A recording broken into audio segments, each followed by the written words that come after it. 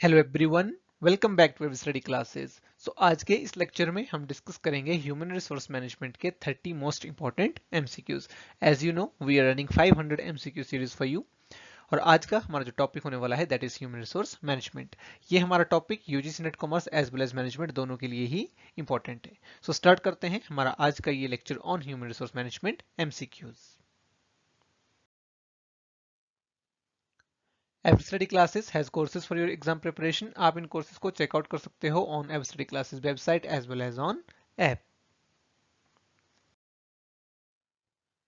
First question is on your screen now. Assertion and reason का सवाल है। Assertion हमारी कह रही है HRM is management function concerned with hiring, motivating and maintaining people in an organisation.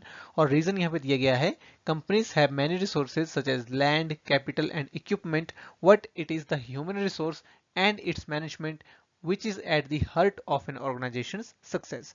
बताइए क्या होगा इस क्वेश्चन का right answer.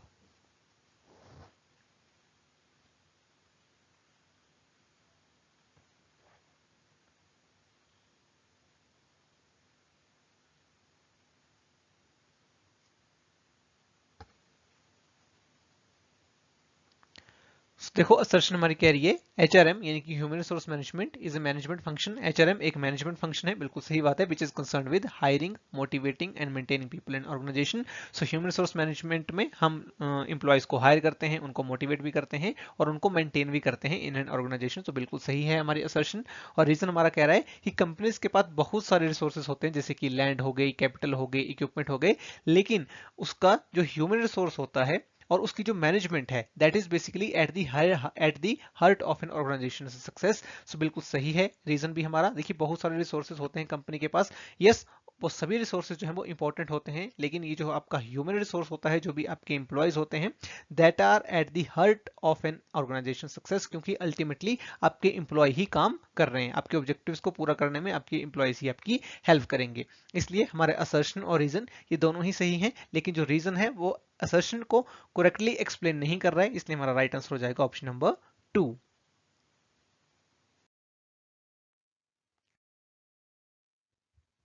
Next question is a human resource management has a wide scope. Which of the following components are outside the scope of HRM? Question आपसे पूछ रहा है कि ह्यूमन रिसोर्स मैनेजमेंट का काफी वाइड स्कोप होता है, आपको बताना है कौन कौन से कंपोनेंट्स जो हैं वो एचआरएम के स्कोप से बाहर हैं। ऑप्शंस आपको दिए गया है working capital management, payroll management, grievance management and rewards and recognition and economic policies. बताइए क्या होगा इस क्वेश्चन का राइट आंसर।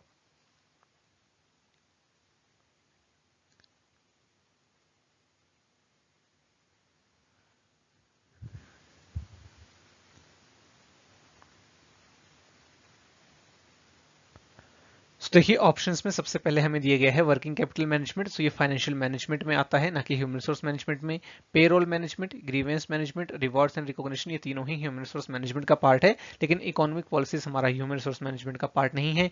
इसलिए हमारा जो राइट आंसर बनेगा that will be option number 1, A and E only. A and E R outside of the scope of HRM. ठीक है। देखिए ह्यूमन रिसोर्स मैनेजमेंट के स्कोप की बात करें तो उसमें क्या क्या आता है, उसमें हमारे इंडस्ट्रियल रिलेशंस आता है, hirings, payroll management, rewards and recognitions, human resource planning, training and development and grievance. तो ये सारे कंपोनेंट्स हैं जो हमारे ह्यूमन रिसोर्स मैनेजमेंट में आते हैं। ठीक है, इसलिए हमारा राइट आंसर बन जाएगा option number 1। Next question is identify the managerial functions of human resource management. आपको आइडेंटिफाई करने हैं managerial functions of human resource management. Options आपको दिए गए हैं planning, training and development, directing, controlling and employee motivation. बताइए क्या होगा इस क्वेश्चन का राइट आंसर।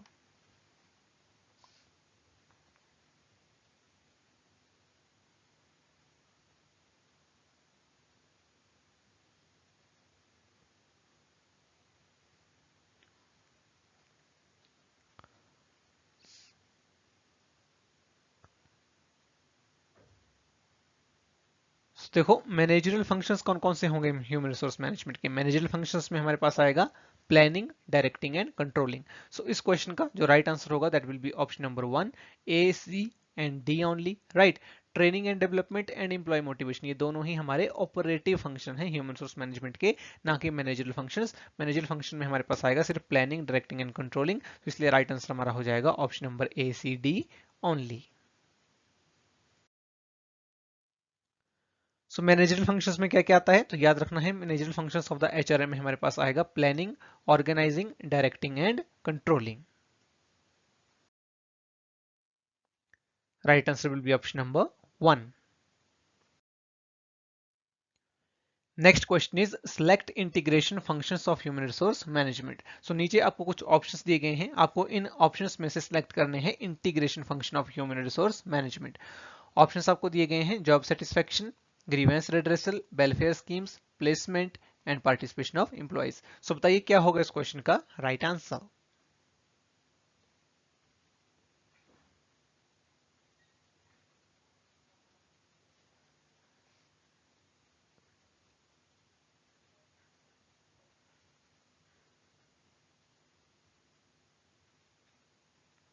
तो देखिए इंटीग्रेशन फंक्शंस की बात करें तो उसमें हमारे पास आएगा job satisfaction, grievance redressal and participation of employees, welfare schemes and placement, ये हमारे इंटीग्रेशन फंक्शन नहीं होते हैं। राइट आंसर हमारे यहाँ पर हो जाएगा option number 2 A B E only. तो देखिए ये हमारे पास फंक्शंस होते हैं ह्यूमन रिसोर्स मैनेजमेंट के, इनको बेसिकली हम दो तरह से कैटेगराइज कर सकते हैं, managerial functions and operative functions. Right, managerial functions में काफी सिंपल है, हमारे पास सिर्फ planning, organising, directing and controlling आता है। ऑपरेटिव फंक्शंस में हमारे पास होते हैं procurement, development function, compensation function, integration function and maintenance. So आपको इस चार्ट को अच्छे से स्टडी करना है और आपको ये पता होना चाहिए कि जितने भी फंक्शन है ये किस हेड के अंडर आते हैं, क्योंकि काफी इंपॉर्टेंट है, यहाँ से एग्जाम में क्वेश्चन जो है वो आ सकता है। सो काफी इंपॉर्टेंट ये फंक्शन आपके लिए हो जाते हैं, तो आपको पता होना चाहिए कि कौन सा फंक्शन किस हेड के अंडर आता है। ठीक है, इस क्वेश्चन का राइट आंसर हमारा हो जाएगा A B E only, option number 2। Next question is dash is the process of recruiting the expected number of employees with the desired qualification and experience which is required for an organization to achieve its objectives. So question आपसे पूछ रहा है कि वो कौन सी process है जिसमें हम expected number of employees को रिक्रूट करते हैं with the desired qualification experience जो organization को required होते हैं to achieve its organizational objective. So उसको हम क्या बोलेंगे, procurement, development, compensation या फिर integration? What will be the right answer?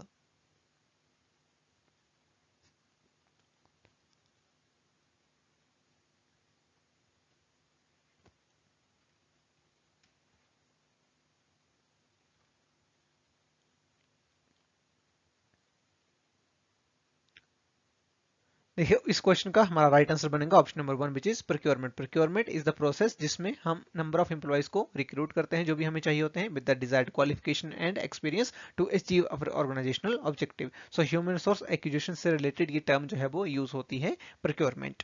ठीक है, सो प्रोक्योरमेंट है क्या, मैंने आपको बता दिया, एक ऐसी प्रोसेस जिसमें हम एक्सपेक्टेड नंबर ऑफ एम्प्लॉइज को रिक्रूट करते हैं जिनकी हमें जरूरत होती है to achieve our organisational objective. So procurement is basically concern with hiring the right people in the right place at the right time. So हमें इंप्लॉयज को हायर करना है, राइट इंप्लॉयज को हायर करना है जो हमें चाहिए डिजायर्ड क्वालिफिकेशन के साथ। राइट, जो भी उनकी क्वालिफिकेशन है, जो भी स्किल्स हैं वो एट पार होने चाहिए our requirement. Right, at the right place हमें उनको रिक्रूट करना है, उनको प्रिक्योर करना है, जिस डिपार्टमेंट में जिस जगह पर उसकी उनकी जरूरत है वहां पर उन्हें प्लेस करना है और एट द राइट टाइम हमें उन्हें रिक्रूट करना है। ठीक है, so it is basically concerned with the obtaining the proper kind and number of personnel necessary to accomplish necessary organizational goals. Right, तो जिस तरह का एम्प्लॉय हमें चाहिए उसी तरह का एम्प्लॉय हायर करने की प्रोसेस को बेसिकली हम बोलते हैं procurement. Right, right answer will be option number 1 procurement. Next हमारा मैच द फॉलोइंग टाइप का क्वेश्चन है, हमें यहाँ पर एचआरएम के ऑब्जेक्टिव्स दिए गए हैं और दूसरी तरफ उनके सपोर्टिंग फंक्शंस है, आपको उनको मैच करके बताना है कि इस क्वेश्चन का राइट आंसर क्या होगा। ऑब्जेक्टिव्स में हमें दिए गए हैं societal objectives, organisational objectives, functional objectives and personal objectives.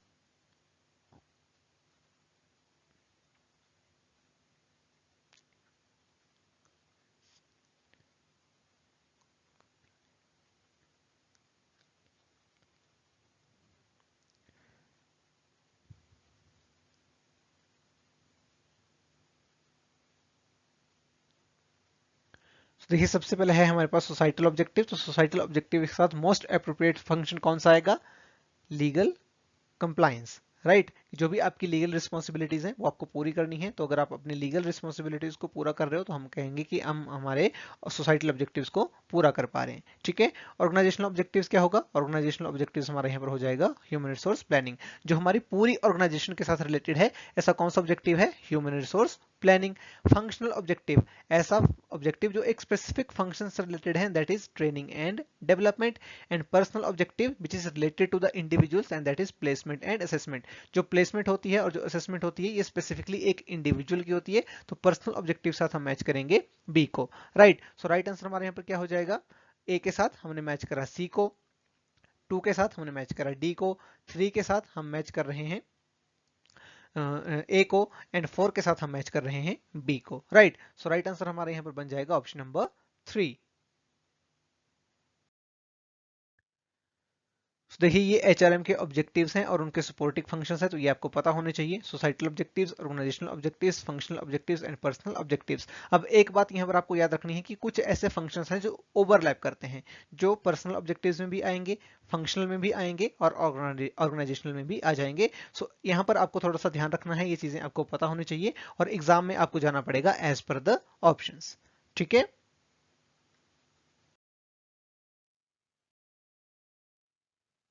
Next question is given below are two statements, हमें यहाँ पर दो स्टेटमेंट दी गई हैं। स्टेटमेंट 1 हमारी कह रही है advanced technology has tended to reduce the number of jobs that require little skill and to increase the number of jobs that require considerable skill.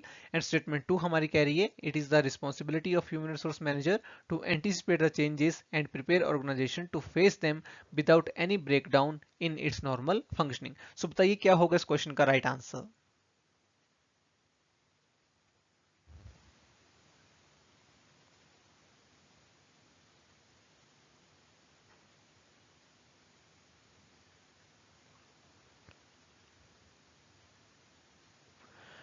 देखो हमारी फर्स्ट स्टेटमेंट कह रही है कि एडवांस्ड टेक्नोलॉजी की वजह से क्या हो रहा है कि एडवांस टेक्नोलॉजी ने वो नंबर ऑफ जॉब्स को रिड्यूस कर दिया है जिनमें हमें कम स्किल चाहिए होती है और ऐसी जॉब्स को इंक्रीज कर दिया है जहां पर हमें अच्छी स्किल्स जो है वो चाहिए होती हैं, कंसिडरेबल स्किल्स चाहिए होती हैं। तो बिल्कुल सही बात है, टेक्नोलॉजी के आने के बाद बहुत सारी जो जॉब्स हैं वो चली गई हैं जहां पर ज्यादा स्किल्स की जरूरत नहीं होती है, लेकिन ऐसी जॉब्स बढ़ भी गई हैं जहां पर स्किल्स की रिक्वायरमेंट होती है, जैसे कि आर्टिफिशियल इंटेलिजेंस, मशीन लर्निंग, इन एरियाज में काफी ज्यादा जॉब्स भी क्रिएट हुई हैं, राइट। तो इसलिए हमारी स्टेटमेंट 1 यहाँ पर बिल्कुल करेक्ट है। स्टेटमेंट 2 हमारी कह रही है कि जो ह्यूमन रिसोर्स मैनेजर है उसकी ये रिस्पॉन्सिबिलिटी है कि जो भी चेंजेस बिजनेस एनवायरमेंट में हो रहे हैं उन्हें वो एंटिसिपेट करे, राइट, और वो ऑर्गेनाइजेशन को प्रिपेयर करे कि वो उन चेंजेस को फेस कर सके without any breakdown in normal functioning, उनकी नॉर्मल फंक्शनिंग में कोई ब्रेकडाउन भी ना हो। सो देखिए दोनों ही स्टेटमेंट हमारी पॉजिटिव स्टेटमेंट्स हैं, सही स्टेटमेंट्स हैं। राइट आंसर हमारा यहाँ पर हो जाएगा option number 1, both the statements are correct.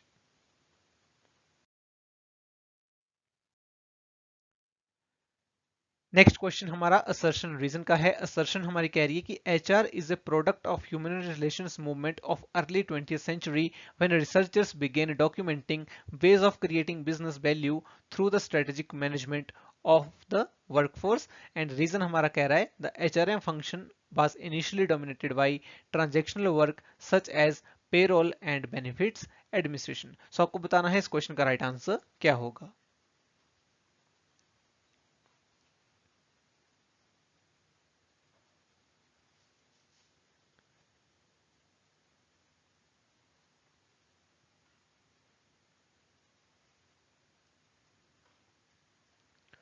देखो हमारी असर्शन कह रही है कि जो एचआर है, जो ह्यूमन रिसोर्स है, it is basically product of human relation movement of 20th century, right. तो बिल्कुल सही बात है ये, right.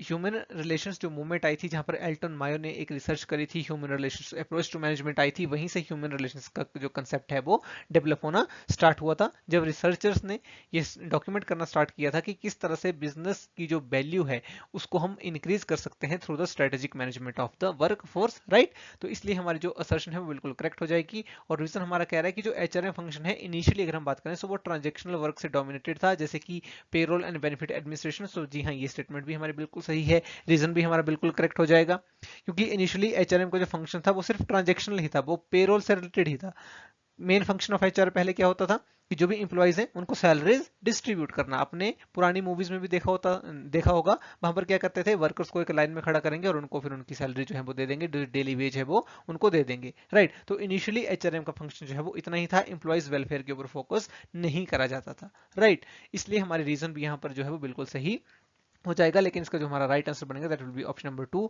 Both the assertion and reason are correct, but reason is not correct explanation of assertion. जो रीजन है वो हमारी असर्शन को करेक्टली एक्सप्लेन नहीं कर रहा है, इसलिए राइट आंसर बनेगा option number 2।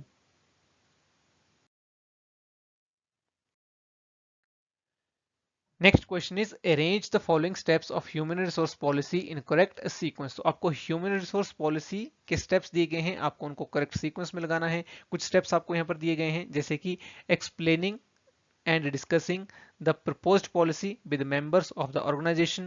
B is administering the policy, initiating the follow-up action and evaluating it. C is initiating a policy. D is restating or reformulating the policy.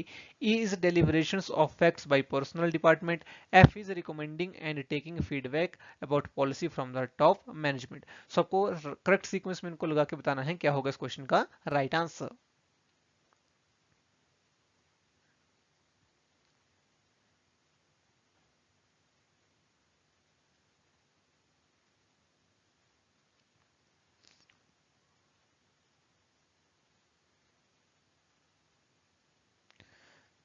सो इस question की हमारी जो करेक्ट सीक्वेंस बनेगी that will B CEFABD, यानी कि right answer हमारा हो जाएगा ऑप्शन नंबर 2। सो देखो, ह्यूमन रिसोर्स पॉलिसी को बनाना एक कॉम्प्लेक्स प्रोसेस होती है, क्योंकि हमारे जो एम्प्लॉइज हैं उनसे रिलेटेड जितने भी डायमेंशंस होते हैं, हमारे एचआर से रिलेटेड जितने भी डायमेंशंस होते हैं, उनसे रिलेटेड हमारी एचआर की पॉलिसी होती है। और इसमें जितने भी हमारे लेवल्स होते हैं ऑर्गेनाइजेशन के, top management, middle level management and lower level management, सभी इसमें इन्वॉल्व होते हैं। तो कौन कौन से स्टेप्स इसमें फॉलो करे जाते हैं? सबसे पहले आप पॉलिसी को इनिशिएट करोगे, then there will be deliberation of facts by personal department, आपके एचआर डिपार्टमेंट के द्वारा, right. Then you will take feedback from the top management, जो भी रिकमेंडेशंस होंगी टॉप मैनेजमेंट की आप बोलोगे और उनसे फीडबैक भी लोगे। Then you will write the policy, policy को राइट करना काफी जरूरी होता है, आप डिटेल में उसको राइट करोगे, राइट।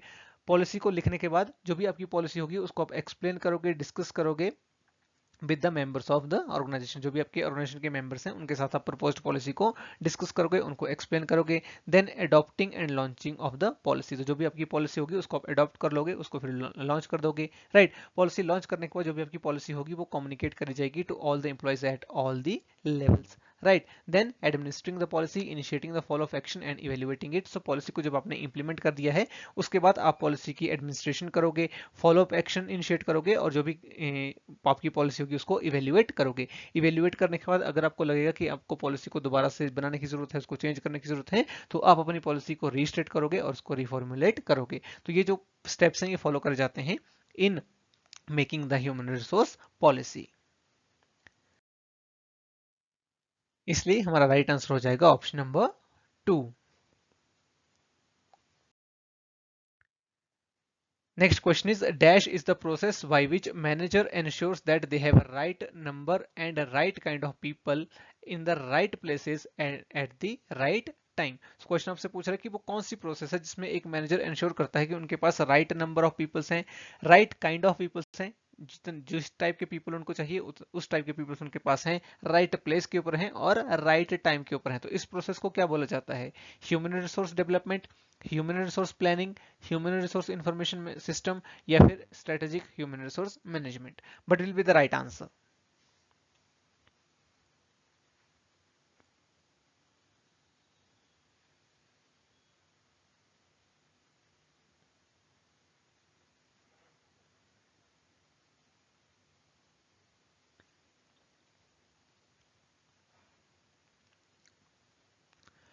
सो देखिए, इस क्वेश्चन का हमारा राइट आंसर हो जाएगा option number 2, human resource planning. Human resource planning यानी कि एचआरपी एक ऐसी प्रोसेस है जिसमें कंपनीज ये इंश्योर करती हैं कि उनके पास राइट नंबर ऑफ पीपल्स हैं, राइट काइंड ऑफ एम्प्लॉयज हैं, राइट प्लेसेस के ऊपर हैं और राइट टाइम के ऊपर अवेलेबल है। तो ये जो भी काम है ये ह्यूमन रिसोर्स प्लानिंग का है, इसलिए हमारा जो राइट आंसर बनेगा that will be option number 2। तो देखिए, कुछ इंपॉर्टेंट डेफिनेशंस यहाँ पर दी गई हैं ह्यूमन रिसोर्स प्लानिंग की, जिनके बारे में आपको पता होना चाहिए। तो ये जो भी आपसे क्वेश्चन पूछा गया था, it was based on the definition given by the Robins and Coulter, तो ये चीज आपको यहाँ पर याद रखनी है।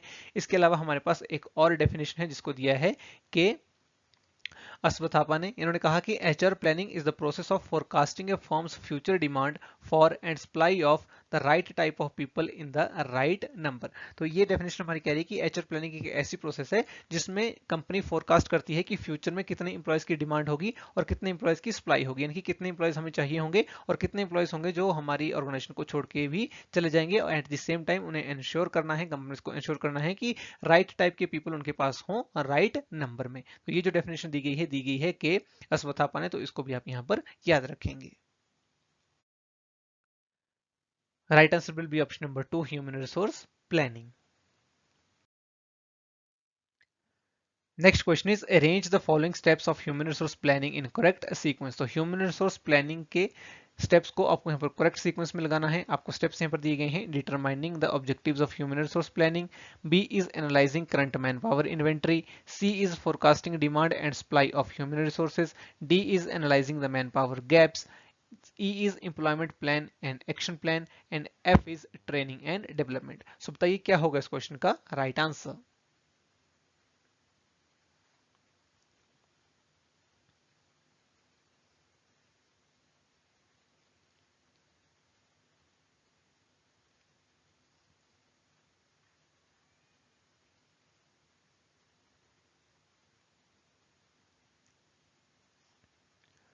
सो देखिए जो भी स्टेप्स हमें दिए गए हैं ये सीक्वेंस में ही दिए गए हैं, A B C D E F, यही इसकी करेक्ट सीक्वेंस होगी। राइट आंसर हमारा हो जाएगा option number 1, A B C D E and F.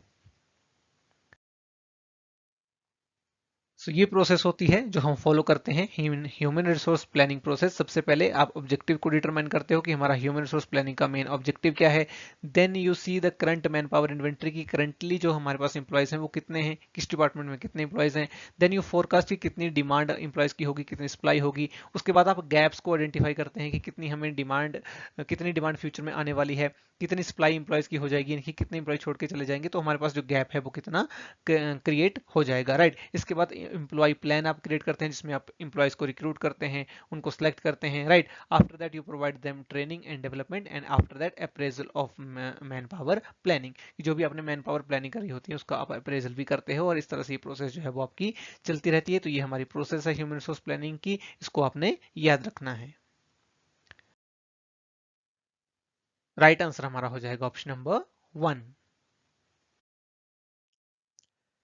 Next question हमारा असर्शन रीजन का सवाल है। असर्शन हमारी कह रही है द SHRM यानी कि strategic human resource management looks after an effective human resource planning wherein the human capital is properly managed along with the development of efficient process capabilities। और रीजन हमारा कह रहा है the aim of SHRM is to have a balance between interest of stakeholders, the employees in general, owners and management of the organization। So क्या होगा इस question का right answer.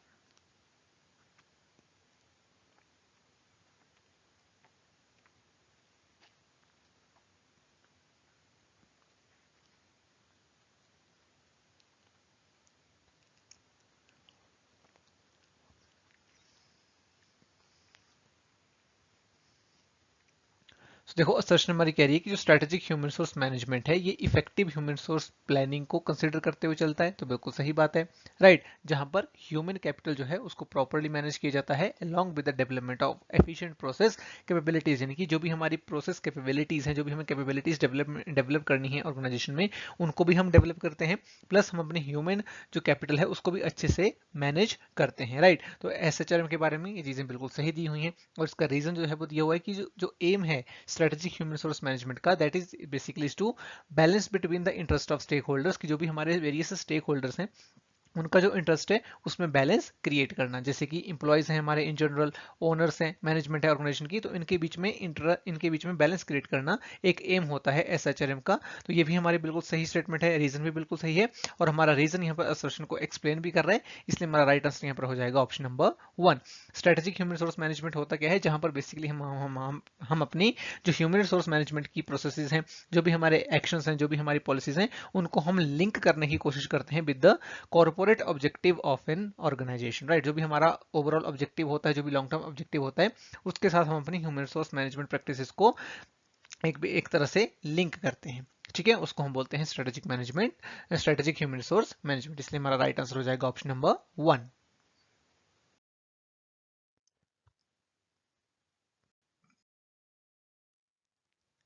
Next question is select the benefits of training and development that are enjoyed by employees only. तो question आपसे पूछ रहा है कि उन बेनिफिट्स को बताइए जो सिर्फ और सिर्फ इंप्लॉयज को मिलते हैं फ्रॉम ट्रेनिंग एंड डेवलपमेंट, यानी कि जो बेनिफिट्स एक ट्रेनिंग एंड डेवलपमेंट से एक ऑर्गेनाइजेशन को होते हैं उसने आपको यहाँ पर स्किप कर देना है। ऑप्शंस आपको यहाँ पर दिए गए हैं, better career opportunities, motivation, better utilisation of resources, reduced employee turnover and E is boost morale. So क्या होगा इस क्वेश्चन का राइट आंसर?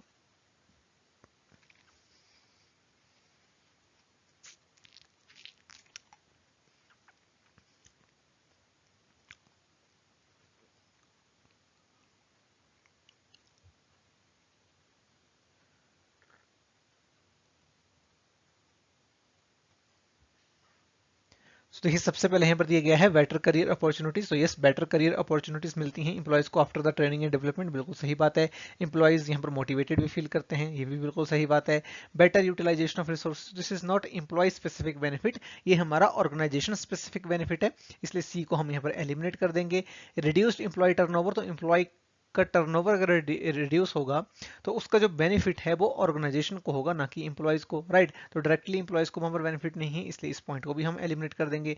और मोरल मोरल जो है वो बूस्ट होता है इंप्लॉयज का, तो ये भी यहाँ पर एक बिल्कुल सही हमारी स्टेटमेंट है। तो राइट आंसर जो हमारा यहाँ पर हो जाएगा that will be A B E only, right answer will be option number 1। So ये कुछ बेनिफिट्स हैं जो सिर्फ इंप्लॉयज को मिलते हैं from the training and development. Better career opportunities उनको मिलती हैं, वो मोटिवेटेड फील करते हैं। चैलेंजेस को किस तरह से फेस करना है ये इंप्लॉयज को पता चल जाता है। इंडस्ट्रियल सेफ्टी उनको मिलती है। न्यूएस्ट टेक्नोलॉजी के साथ वो अप टू डेट रहते हैं और उनके मोरल में भी यहाँ पर बूस्ट होता है। ठीक है, इसलिए हमारा राइट आंसर हो जाएगा option number 1, A B and E only. Next question is dash training is given in order to overcome the shortcomings in the behavior and performance of old employees। तो question आपसे पूछ रहा है कि वो कौन सी ट्रेनिंग है जिसको दिया जाता है जो भी हमारे ओल्ड एम्प्लॉयज होते हैं उनकी शॉर्टकमिंग्स और बिहेवियर को ओवरकम करने के लिए, राइट। उनके बिहेवियर को इंप्रूव करने के लिए और उनकी शॉर्टकमिंग को ओवरकम करने के लिए कौन सी ट्रेनिंग का यूज करा जाता है। ऑप्शन हैं आपके, remedial training, promotional training, internship या फिर सेफ्टी ट्रेनिंग। सो क्या होगा इस क्वेश्चन का राइट आंसर?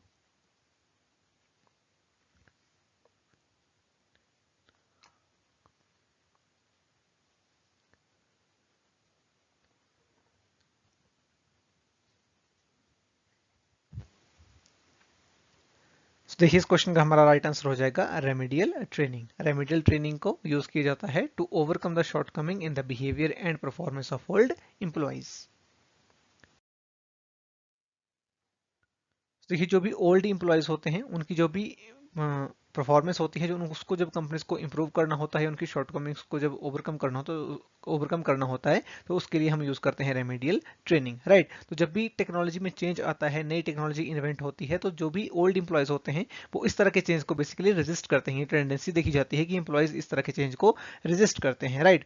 तो कोई भी इस तरह की चीज एक ऑर्गेनाइजेशन में अगर होगी, नई टेक्नोलॉजी आएगी, तो ओल्ड इंप्लॉयज उसको रेजिस्ट करते हैं, ठीक है। तो इसीलिए जो ट्रेनिंग है वो ओल्ड इंप्लॉयज को कंपनीज प्रोवाइड करती हैं ताकि वो जो भी चेंज हो रहा है उसकी इंपॉर्टेंस को समझे। और इस ट्रेनिंग का नाम होता है रेमेडियल ट्रेनिंग। और जनरली इस ट्रेनिंग को साइकोलॉजिकल एक्सपर्ट जो है वो प्रोवाइड करते हैं, क्योंकि बेसिकली बिहेवियर में चेंज यहाँ पर लाना होता है इंप्लॉयज के, ठीक है। इसलिए हमारा राइट आंसर हो जाएगा option number 1। Next question is given below are two statements. हमें यहाँ पर दो स्टेटमेंट्स दी गई हैं। पहली स्टेटमेंट है job specification is a written record of the duties, responsibilities and requirements of a particular job which is concern with the job itself and not with the job holder. और statement 2 हमारी कह रही है job description states the minimum acceptable qualifications that an employee must possess to perform the job successfully. So क्या होगा इस question का right answer?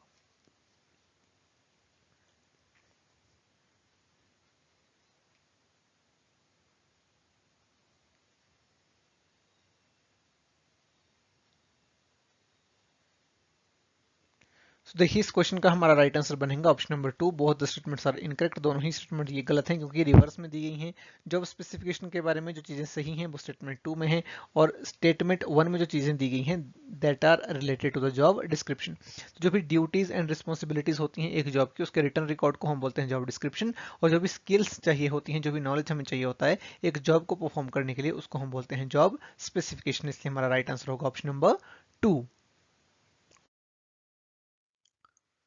तो देखिए जॉब डिस्क्रिप्शन एक ऑर्गेनाइज्ड फैक्चुअल स्टेटमेंट होती है जिसमें एक पर्टिकुलर जॉब जो है उसकी ड्यूटीज एंड रिस्पॉन्सिबिलिटीज मेंशन करी होती हैं। इसमें दिया गया होता है कि एक जॉब जो है वो किस बारे में है, उसको कैसे करना है और क्यों आपको करना है।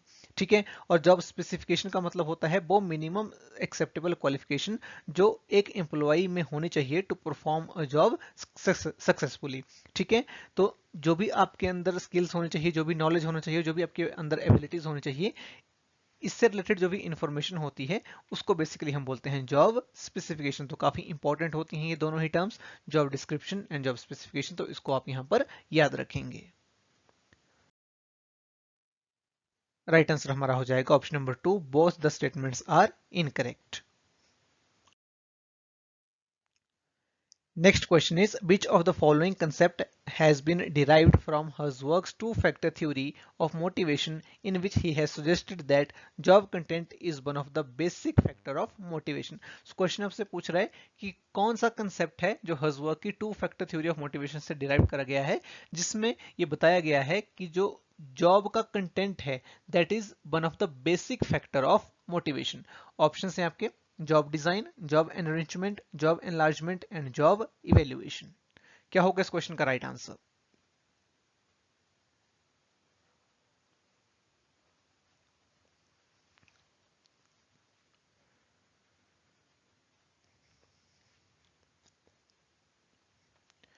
देखिए इस क्वेश्चन का हमारा राइट आंसर बनेगा option number 2, which is job enrichment. Job enrichment जो है ये जो हमारा कंसेप्ट है इसको हर्जबर्ग की टू फैक्टर थ्योरी से डिराइव करा गया है, जो ये कहता है कि जॉब कंटेंट जो है वो बेसिक फैक्टर होता है मोटिवेशन का। और जॉब एनरिचमेंट में करा क्या जाता है ये देखते हैं हम नेक्स्ट स्लाइड में।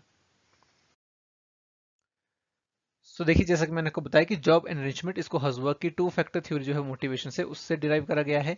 तो जॉब एनरिचमेंट में जॉब को इस तरह से डिजाइन किया जाता है कि जो जॉब है वो इंटरेस्टिंग बने और चैलेंजिंग बने टू द जॉब परफॉर्मेंस। जो भी हमारा एम्प्लॉय है उसको जॉब इंटरेस्टिंग लगे और उसको चैलेंजिंग लगे, और जॉब को परफॉर्म करने के बाद वो कुछ ना कुछ अचीव करे, उसको रिकॉग्निशन मिले, वो रिस्पॉन्सिबिलिटीज को अज्यूम करे, और जिसकी हेल्प से उसकी एडवांसमेंट हो और ग्रोथ हो। तो अगर ये सारी चीजें हो रही हैं तो हम कहते हैं कि जो जॉब है वो एनरिच हो रही है, हम जॉब की एनरिचमेंट कर रहे हैं। तो अगर ये सारी चीजें होती हैं, एक जॉब एक एम्प्लॉय को चैलेंजिंग लगती है, इंटरेस्टिंग लगती है, जिससे वो कुछ लाइफ में अचीव कर पा रहा है, वो रिस्पॉन्सिबिलिटीज को अज्यूम कर रहा है, उसकी ग्रोथ हो रही है, एडवांसमेंट हो रही है, तो जो भी यहाँ पर जॉब का कंटेंट होगा वो बेसिक मोटिवेशन बन जाएगा एक इंडिविजुअल की, और इसी को बोला जाता है जॉब एनरिचमेंट। ठीक है, और यही दिया गया है हर्जबर्ग की टू फैक्टर थ्योरी में, जो कहती है कि जो जॉब का कंटेंट है वो बेसिक फैक्टर बन जाता है मोटिवेशन का। इसलिए हमारा राइट आंसर हो जाएगा option number B, job enrichment. Next question is given below are two statements. तो हमें यहाँ पर दो स्टेटमेंट्स दी गई हैं। स्टेटमेंट 1 हमारी कह रही है, with the help of job rotation method people become more flexible and they are prepared to assume responsibility especially at other positions। और स्टेटमेंट 2 हमारी कह रही है, job rotation is often effectively used as training technique for old and experienced employees. So बताइए क्या होगा इस question का right answer?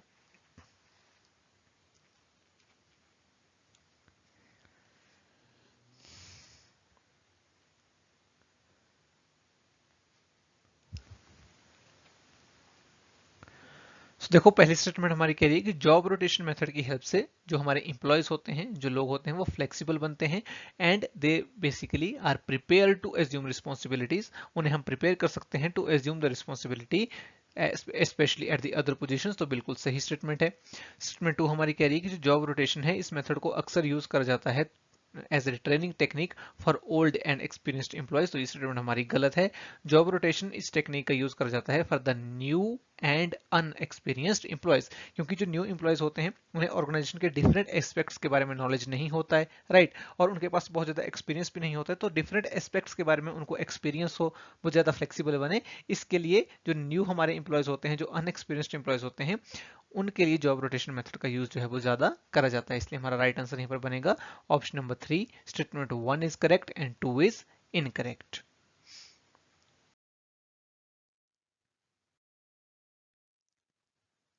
Next question is select the external factors that affect the recruitment policy of an organization. So आपको उन factors को यहाँ पर select करना है जो एक कंपनी की, एक ऑर्गेनाइजेशन की रिक्रूटमेंट पॉलिसी को अफेक्ट कर सकते हैं, and they are external factors. So क्या होगा इस क्वेश्चन का राइट आंसर? देखिए इस क्वेश्चन को अब आपको काफी आसानी से सॉल्व करना चाहिए, क्योंकि ये जो इंटरनल एंड एक्सटर्नल फैक्टर्स हैं ये आप काफी बार पढ़ चुके हैं। बिजनेस एनवायरनमेंट में ये आते हैं, ये मार्केटिंग में भी आए थे, राइट, और डिफरेंट डिफरेंट टॉपिक्स में आते हैं। तो इस क्वेश्चन को आपको काफी आसानी से अब यहाँ पर आंसर करना चाहिए। तो देखिए जो वर्क कल्चर है ये एक इंटरनल फैक्टर होता है, तो नहीं आएगा। कंपिटिटर्स एक्सटर्नल है, लेबर लॉस एक्सटर्नल है, पॉलिटिकल फैक्टर्स भी एक्सटर्नल है, बेज एंड सैलरी पॉलिसीज, तो कंपनी की जो बेज एंड सैलरी पॉलिसीज होती हैं ये इंटरनल फैक्टर है। सो राइट आंसर हमारे यहाँ पर बनेगा option number 2 which is B C D only. तो ये हमारे पास इंटरनल फैक्टर्स हैं, ये एक्सटर्नल फैक्टर्स हैं। इंटरनल फैक्टर्स जिनको कंपनी कंट्रोल कर सकती है, जैसे कि साइज ऑफ ऑर्गेनाइजेशन, उनकी recruitment policy, work culture, growth and expansion plan, turnover rates, promotion policies, wage and salary policies, age composition and nature of operation. और external factors जो company के कंट्रोल में नहीं होते हैं, जैसे कि labour market, image of organisation, external cultural factors, unemployment situations, labour laws, competitors, economic factors and political factors. इसलिए हमारा राइट आंसर हो जाएगा option number 2 B C D only. Next हमारा मैच द फॉलोइंग टाइप का question है। हमें यहाँ पर सिलेक्शन के टेस्ट दिए हुए हैं, दूसरी तरफ उनका डिस्क्रिप्शन दिया हुआ है, आपको मैच करके बताना है इस क्वेश्चन का राइट आंसर क्या होगा। सो जल्दी से मैच करिए और बताइए इस क्वेश्चन का राइट आंसर क्या होगा।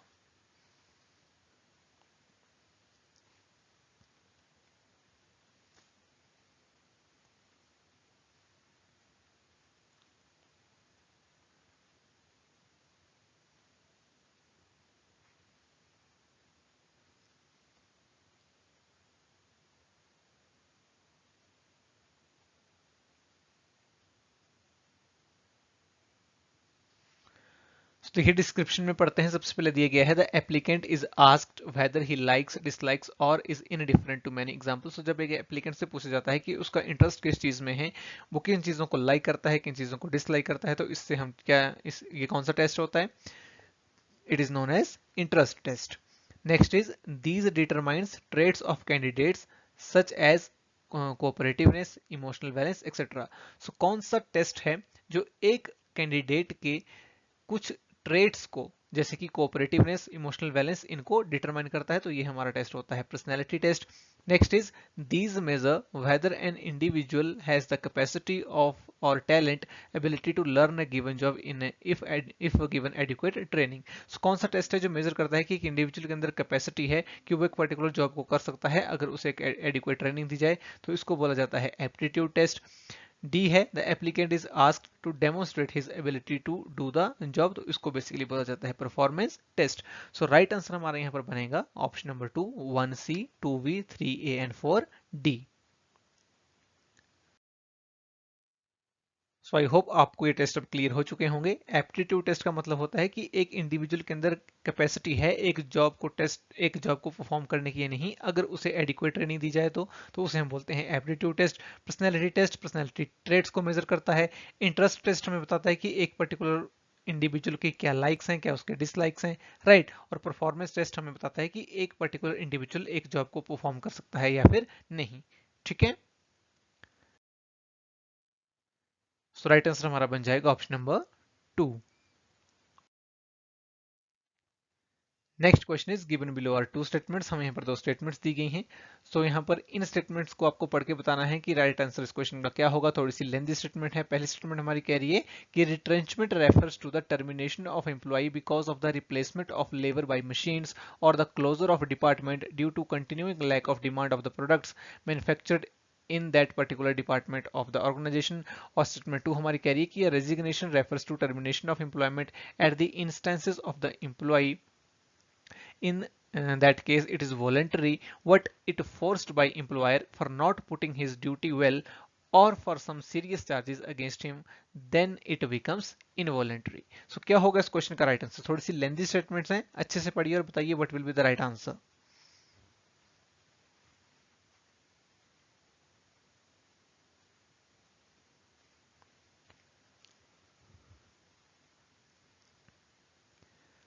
सो देखो पहली स्टेटमेंट हमारी कह रही है कि रिट्रेंचमेंट का मतलब होता है एम्प्लॉय को टर्मिनेट कर देना उस केस में जब आप लेबर को रिप्लेस कर रहे हो बाय मशीन्स, या फिर आपके प्रोडक्ट्स की डिमांड नहीं है उसके लिए, उसकी वजह से आप अपने एक पर्टिकुलर डिपार्टमेंट को ऑर्गेनाइजेशन में क्लोज कर रहे हो, तो बिल्कुल सही बात है, इसको हम रिट्रेंचमेंट ही बोलते हैं.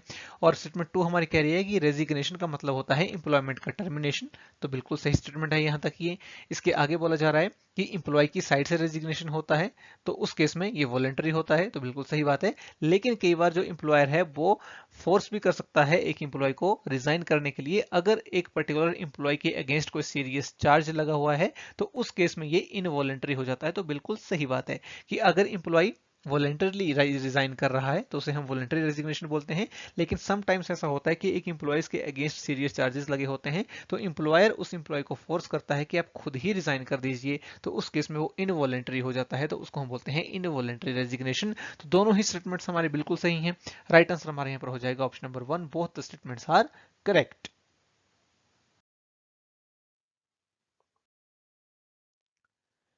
Next question is dash is defined as the systematic process of recognizing and creating future leaders who are able to take the position of the old ones when they leave the organization due to retirement, resignation, termination, transfer, promotion और death.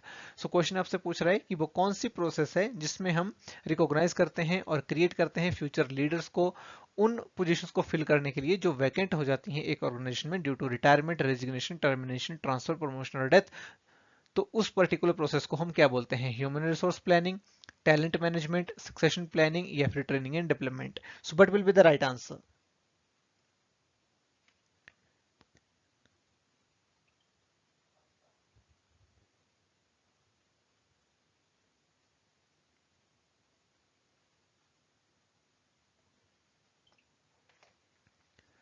तो देखिए इस question का हमारा right answer बनेगा option number 3, succession planning. Succession planning में companies क्या करती हैं?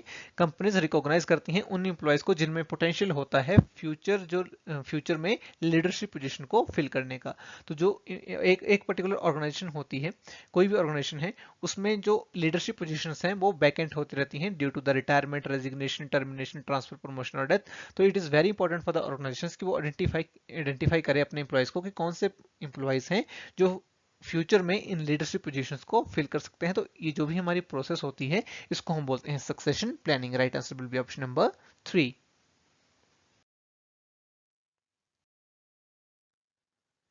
Next question is which of the following are modern methods of performance appraisal. So employees के परफॉर्मेंस को अप्रेज करने के लिए, उनकी परफॉर्मेंस को इवेल्युएट करने के लिए बहुत सारे मेथड्स का यूज करा जाता है. उन मेथड्स को हम दो तरह से बांट सकते हैं, ट्रेडिशनल मेथड्स और मॉडर्न मेथड्स. क्वेश्चन आपसे पूछ रहा है कि modern methods of performance appraisal कौन कौन से होंगे. ऑप्शन हैं आपके assessment centres, behaviourally anchored rating scale, human resource accounting, management by objectives and essay method. So बताइए क्या होगा इस क्वेश्चन का राइट आंसर?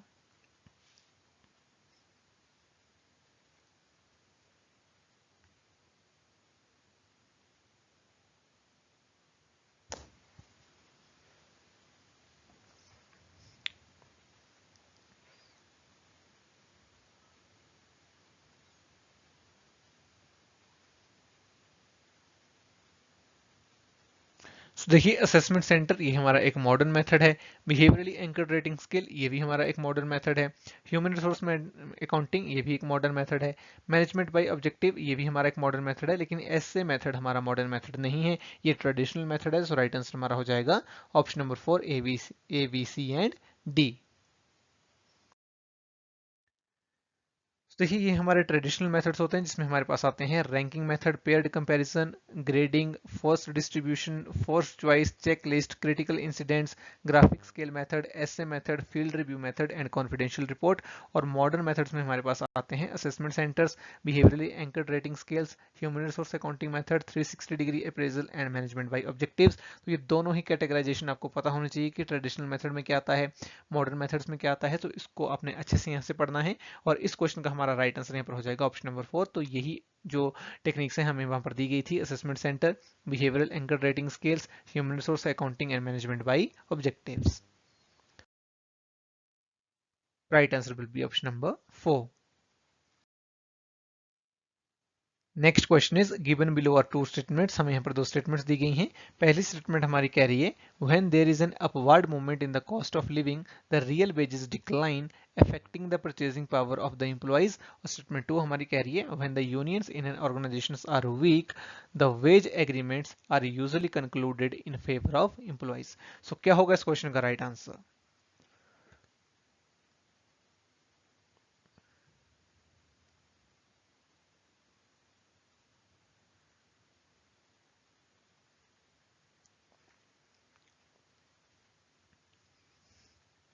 So, देखिए पहली स्टेटमेंट हमारी कह रही है कि जब भी कॉस्ट ऑफ लिविंग में अपवार्ड मूवमेंट होगा तो उससे जो आपकी रियल वेज है वो डिक्लाइन हो जाएगी। सो बिल्कुल सही बात है। अगर आपको 100 रुपए पहले मिल रहे थे तो उस 100 रुपए में आप ज्यादा चीजें खरीद पा रहे थे, लेकिन जब कॉस्ट ऑफ लिविंग बढ़ गई तो उसी 100 रुपए में आप कम चीजें खरीद पाएंगे, जिससे आपकी जो परचेसिंग पावर है वो डिक्लाइन हो जाएगी। सो बिल्कुल सही है ये स्टेटमेंट। स्टेटमेंट टू हमारी कह रही है कि जब यूनियंस एक ऑर्गेनाइजेशन में जो भी इंप्लॉयज की यूनियंस हैं वो वीक होती हैं, उस केस में जो बेज एग्रीमेंट्स हैं वो यूजुअली कंक्लूड होते हैं in the favour of employees. तो ये गलत स्टेटमेंट है। एम्प्लॉयज के फेवर में जो बेज एग्रीमेंट्स हैं वो कब कंक्लूड हो गए? जब यूनियंस जो हैं, जब एम्प्लॉयज यूनियंस जो हैं ऑर्गेनाइजेशन में वो स्ट्रांग होंगी, ना कि वीक। इसलिए हमारा राइट आंसर होगा option number 3। Statement 1 is correct and 2 is incorrect.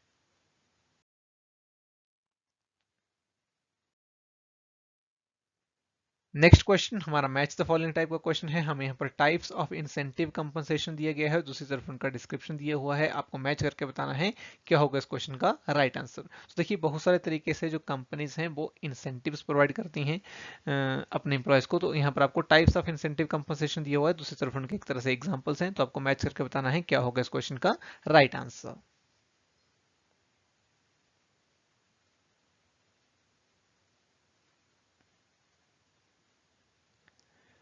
यहाँ पर हमारे पास मेंशन है इंडिविजुअल इंसेंटिव्स जो इंडिविजुअल एम्प्लॉयज को दी जाते हैं, कुछ ग्रुप इंसेंटिव्स है जो ग्रुप ऑफ एम्प्लॉयज को दी जाते हैं, और कुछ एग्जीक्यूटिव इंसेंटिव्स है जो जनरली जो टॉप लेवल मैनेजमेंट होती है उनको दी जाते हैं। देखिए इंडिविजुअल असेसमेंट में, इंडिविजुअल इंसेंटिव में क्या आएगा? इंडिविजुअल इंसेंटिव्स में हमारे आएंगे जैसे कि बोनस, कमीशन एंड अवार्ड। ये इंडिविजुअल इंसेंटिव्स हैं।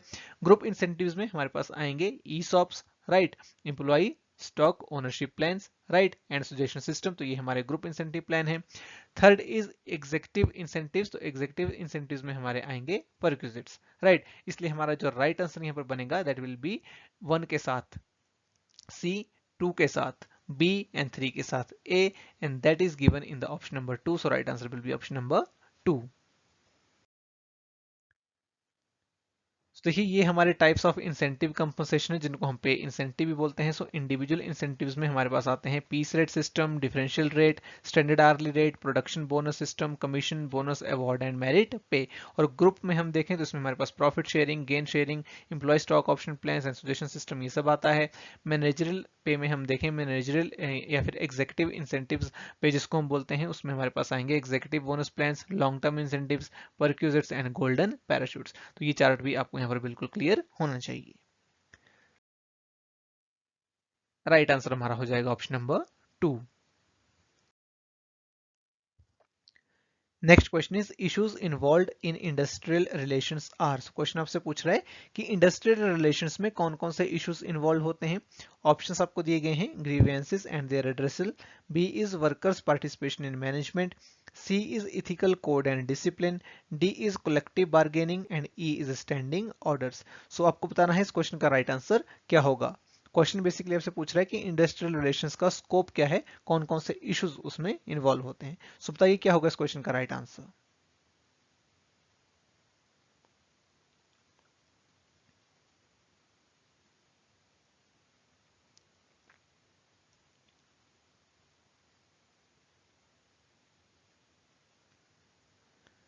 तो ये grievance and their redressal industrial relations में आता है। वर्कर पार्टिसिपेशन इन मैनेजमेंट, ये भी इंडस्ट्रियल रिलेशंस में एक इशू होता है। Ethical code and discipline, collective bargaining standard orders, तो जितने भी ऑप्शंस आपको दिए गए हैं सभी इश्यूज जो हैं इंडस्ट्रियल रिलेशंस में आते हैं, तो इसलिए हमारा राइट आंसर हो जाएगा A, B, C, D and E. तो ये सारे इश्यूज हैं वो इन्वॉल्व होते हैं इंडस्ट्रियल रिलेशंस में। Grievance and their redressal, worker participation in management, ethical code and discipline, collective bargaining standard order and machinery for settlement of industrial dispute. Right answer will be option number 4। Next हमारा match the following type का question है। हमें यहाँ पर approaches दी गई हैं industrial relations की और दूसरी तरफ उनका डिस्क्रिप्शन दिया हुआ है। आपको मैच करके बताना है इस क्वेश्चन का राइट आंसर क्या होगा। So take your time and tell me what will be the right answer.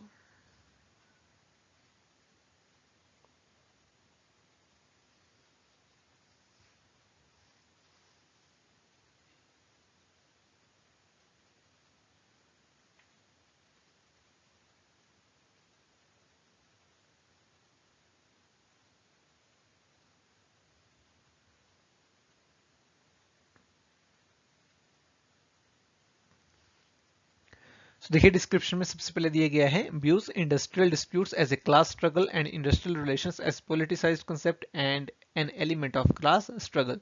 तो किसने कहा था कि जो इंडस्ट्रियल डिस्प्यूट है वो एक क्लास स्ट्रगल है, राइट और इंडस्ट्रियल रिलेशन एक पॉलिटिसाइज्ड कांसेप्ट है और एक एलिमेंट है क्लास स्ट्रगल का। तो इसकी बात करी थी कार्ल मार्क्स ने।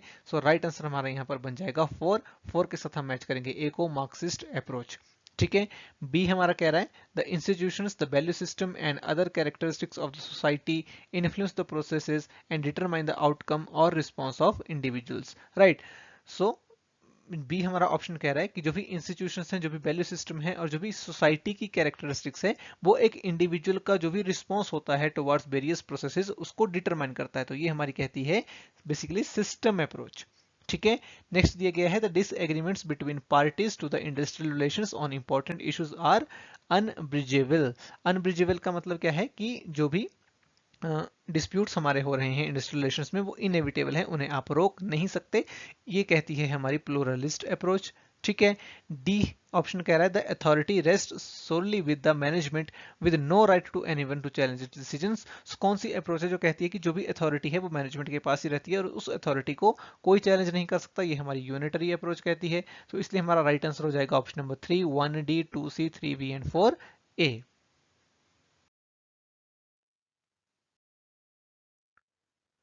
Next question is dash approach to the employer-employee relations is based on fundamental principles of truth, non violence and non possession. तो देखिए ये काफी आसान क्वेश्चन है और मैं कहूंगा कि जितने भी हमारे पास 30 क्वेश्चंस हैं उनमें से सबसे इजी यही है।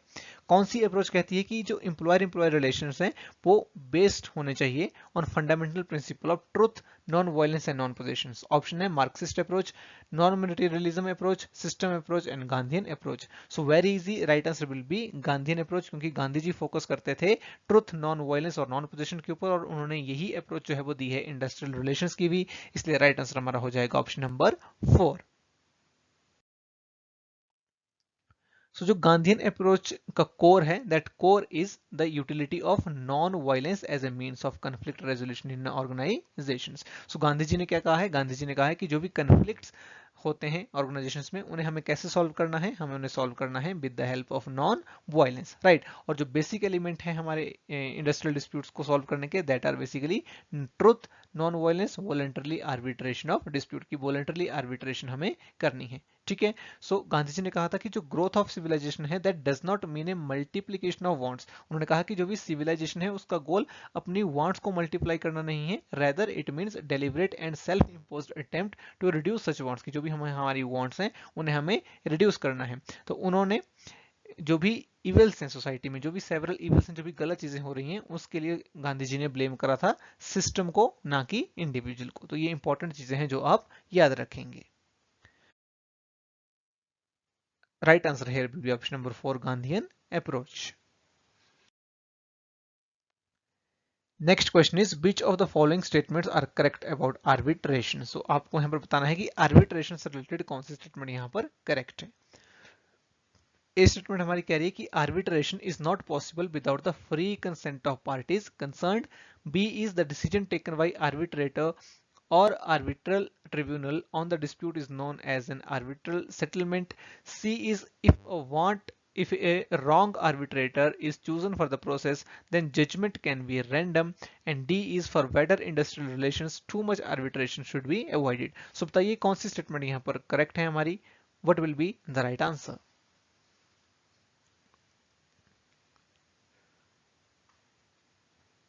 So, देखिए आर्बिट्रेशन होती क्या है? आर्बिट्रेशन होती है जब एक थर्ड पर्सन को अपॉइंट करा जाता है टू सॉल्व अ डिस्प्यूट। तो पहली स्टेटमेंट हमारी कह रही है कि arbitration is not possible without free consent of party concern. तो बिल्कुल सही बात है, जो भी पार्टीज कंसर्न है, जो भी पार्टीज इन्वॉल्व है एक डिस्प्यूट में, अगर उनका फ्री कंसेंट नहीं है फॉर द आर्बिट्रेशन, सो वो प्रोसेस वहां पर फेल हो जाएगी। तो बिल्कुल सही है हमारी स्टेटमेंट, आर्बिट्रेशन उस केस में पॉसिबल नहीं होगा। दूसरी स्टेटमेंट हमारी कह रही है कि जो डिसीजन एक आर्बिट्रेटर या एक आर्बिट्रल ट्रिब्यूनल देता है उसको हम आर्बिट्रल सेटलमेंट बोलते हैं। तो ये स्टेटमेंट हमारी गलत हो जाएगी, क्योंकि जो भी डिसीजन आर्बिट्रेटर द्वारा दिया जाता है उसको आर्बिट्रल सेटलमेंट नहीं बोलते, उसको बोलते हैं arbitral award. So very very important, याद आप इसको रखेंगे। सी हमारी कह रही है कि अगर एक रॉन्ग आर्बिट्रेटर हमने चूज कर लिया तो जो जजमेंट है हमारी वो रैंडम होगी, वो एप्रोप्रिएट नहीं होगी। तो ये भी सही स्टेटमेंट है। And for better industrial relation too much arbitration should be avoided. तो बिल्कुल सही स्टेटमेंट है, बहुत ज्यादा अगर आप आर्बिट्रेशन करोगे तो वो भी आपके इंडस्ट्रियल रिलेशंस के लिए अच्छी नहीं होगी। Right answer will be option number 2, A C D only.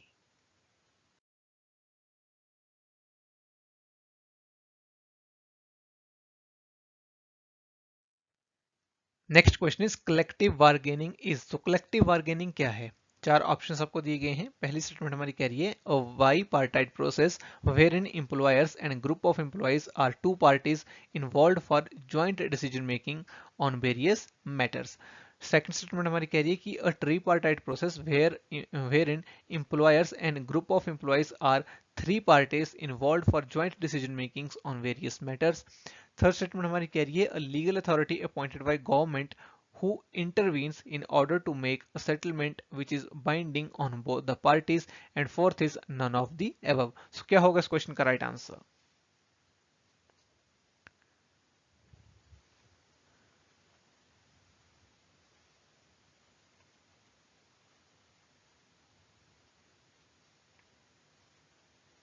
So collective bargaining क्या होती है? कलेक्टिव बार्गेनिंग में जो भी ग्रुप ऑफ एम्प्लॉइज हैं, राइट, और जो भी एम्प्लॉयर है वो आपस में बैठते हैं और जो भी मैटर्स होते हैं उनको डिस्कस करते हैं, राइट, ज्वाइंट डिसीजन मेकिंग होती है।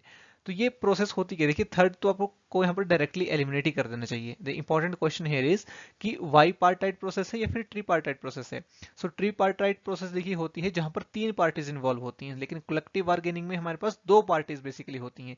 एक ग्रुप ऑफ एम्प्लॉयज होते हैं, ठीक है, एक एम्प्लॉयज का पक्ष है और दूसरा एम्प्लॉयर्स का पक्ष है, यानी कि दो हमारे पास पार्टीज हैं, employer and group of employees, या फिर एम्प्लॉयज की कोई ऑर्गेनाइजेशन, कोई यूनियन। तो दो ही पार्टीज हमारे कलेक्टिव बार्गेनिंग में इन्वॉल्व होती हैं, इसलिए हमारा राइट आंसर बनेगा ऑप्शन नंबर 1, 2 भी हमारा एलिमिनेट हो जाएगा। Right answer will be option number 1। So I have already told you कि कलेक्टिव बार्गेनिंग में हमारे पास दो पार्टीज होती हैं, वर्कर्स होते हैं, एम्प्लॉयज होते हैं, उनकी ट्रेड यूनियन भी इसमें हो सकती है, और दूसरी तरफ जो है वो एम्प्लॉयर होता है, राइट। वो साथ में बैठते हैं और जो भी उनकी टर्म्स एंड कंडीशंस होती हैं एम्प्लॉयमेंट की उनको डिस्कस करते हैं, राइट। जो पर्पस है कलेक्टिव बार्गेनिंग का, that is also to ascertain the working condition as well as to regulate the relations of employer and workers. Right answer will be option number 1. Next हमारा match the following type का question है। हमें approaches दी गई हैं multinational staffing की और दूसरी तरफ डिस्क्रिप्शन दिया हुआ है, हमें इनको मैच करके बताना है राइट आंसर क्या होगा। सो अप्रोचेस में हमारे पास दिया हुआ है ethnocentric, polycentric, geocentric and regiocentric. Match करके बताइए क्या होगा इस क्वेश्चन का right answer.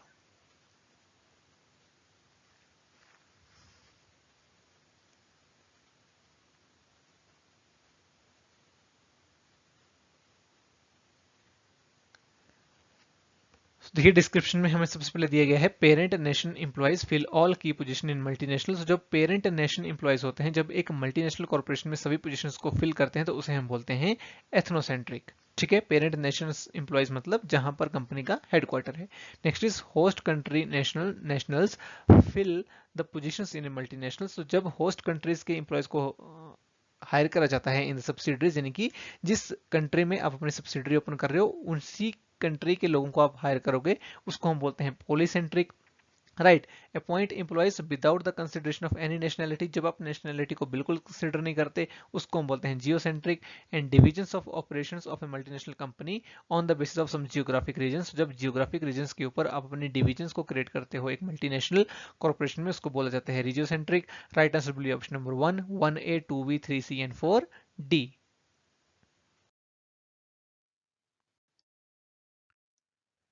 Next question is dash are kept at prominent locations in a factory for lodging anonymous complaints pertaining to any aspect relating to work.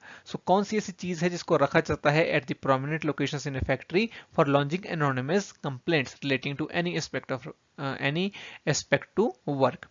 Right तो क्या होगा इस क्वेश्चन का राइट आंसर? बहुत ही आसान क्वेश्चन है, gripe boxes, convenient boxes, paper boxes या फिर amber boxes, but will be the right answer.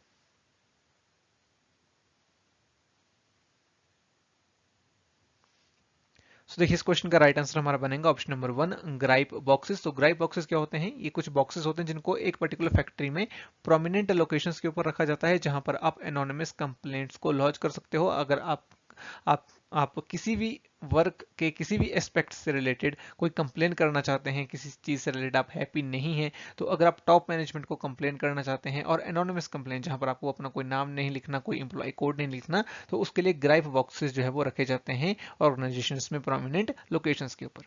ठीक है, सो याद रखिएगा इनको हम बोलते हैं ग्राइप बॉक्सेस।